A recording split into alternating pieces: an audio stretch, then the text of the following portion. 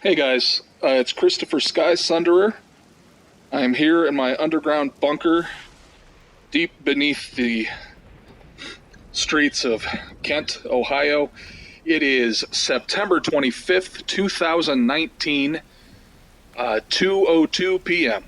Eastern Standard Time, and I just want to get this down on record. I want some record that I said this today, and I messed up my hand so I can't type.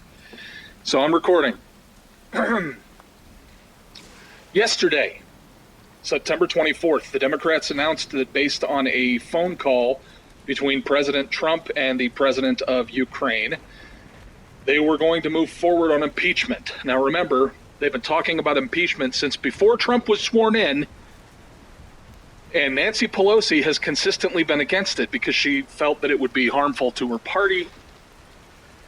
She herself, Nancy Pelosi, or Nasty Pelosi, or Stretch, as she's often known because of her multiple facelifts, has announced that she is also coming out now. She's changed her mind. She wants to impeach now. So they're going to go to a vote. Within hours of that, mere hours, the Trump administration announced they were releasing the full transcript of the phone call. They were releasing the whistleblower's complaint.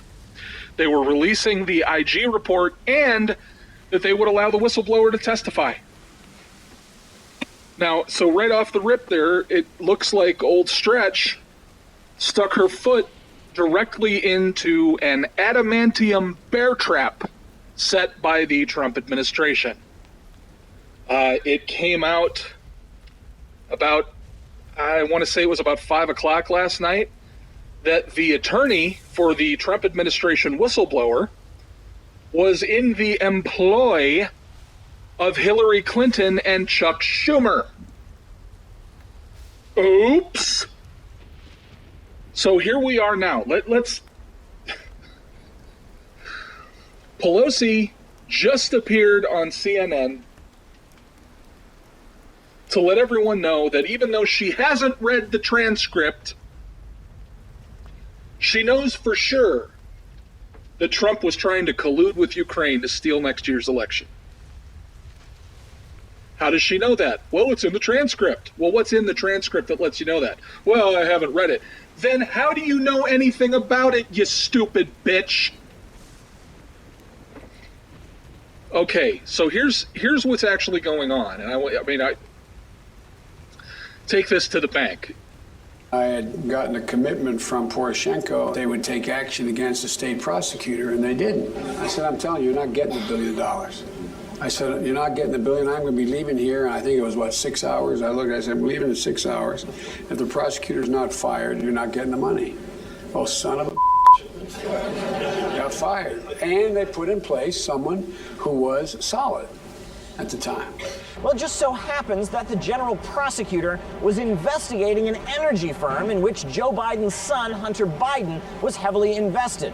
Burisma Holdings is an energy corporation in Ukraine, and Hunter Biden, the son of the former vice president, has made a rather handsome profit from it, especially in the aftermath of the 2014 events in Ukraine in which pro-EU forces took power. That prosecutor was looking into 3 different instances of foul play from Hunter's cash cow. My read. The Democrats realize they have no viable, fieldable candidates for 2020. Nothing. Their best shot is a 250-year-old pedophile whose teeth keep falling out on camera. Okay? So what they're doing right now is they remember in 2016, the day of the election, everybody, including Hillary Clinton herself, was coming out saying, look, Trump better accept the results of this election. He didn't expressly state ahead of time that he would accept the results no matter what they were.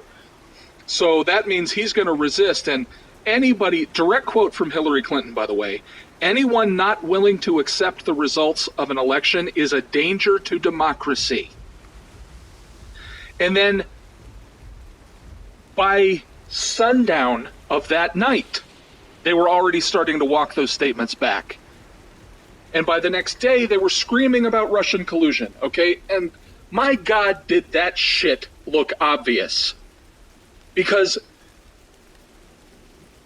there was more evidence that the Clintons had conspired with Russia, okay? It was so obvious that they had just flip-flopped because they saw they were losing. And now suddenly it's your civic duty to contest the results of an election.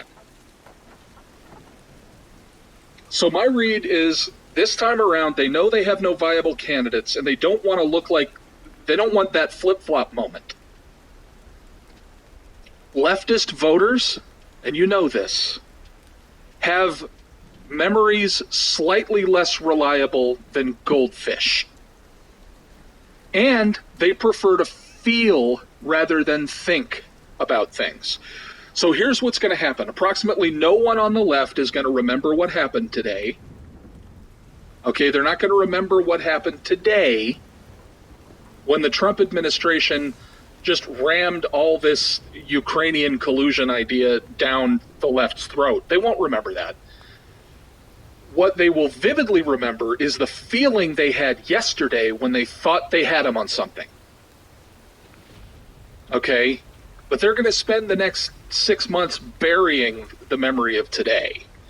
So what'll happen is, when the election season starts heating up next summer, the Dems will be able to call back to September 24th, completely leaving out September 25th.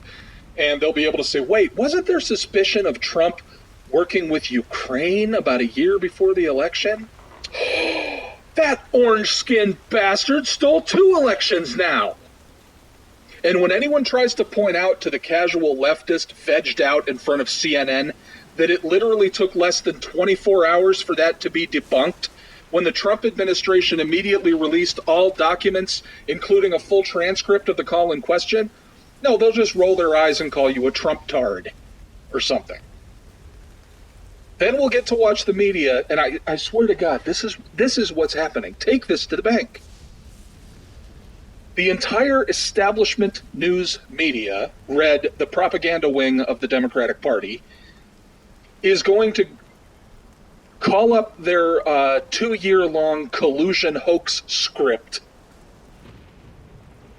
All right, and they're just going to do a word replacing the word Russia with the word Ukraine. And then we're going to get to do another 2 years of listening to them switch from Russia, Russia, Russia to Ukraine, Ukraine, Ukraine. That's what 2020, 2021, and 2022 are going to be about. So you heard it here. Remember Star Wars, The Force Awakens? And how everybody said it's really just a soft reboot? It's a reboot of Star Wars disguised as a sequel. That's what this is going to be. The establishment, the news media, the nonfiction media, is literally going to do a soft reboot. All right, a reboot disguised as a sequel of the Russian collusion hoax, just to facilitate continued resistance. Do you understand? That is how bereft of ideas they are on the left. That they can't even come up with a new hoax. It's just, oh, God damn it. I hate that I'm right about this. I hate that I'm right about this. Please stop voting for Democrats. All right? The only way that swamp is getting drained is if we, the people, drain it. Stop voting left. Christopher Sky Sunderer, 2:10 p.m., Wednesday, September 25th, 2019.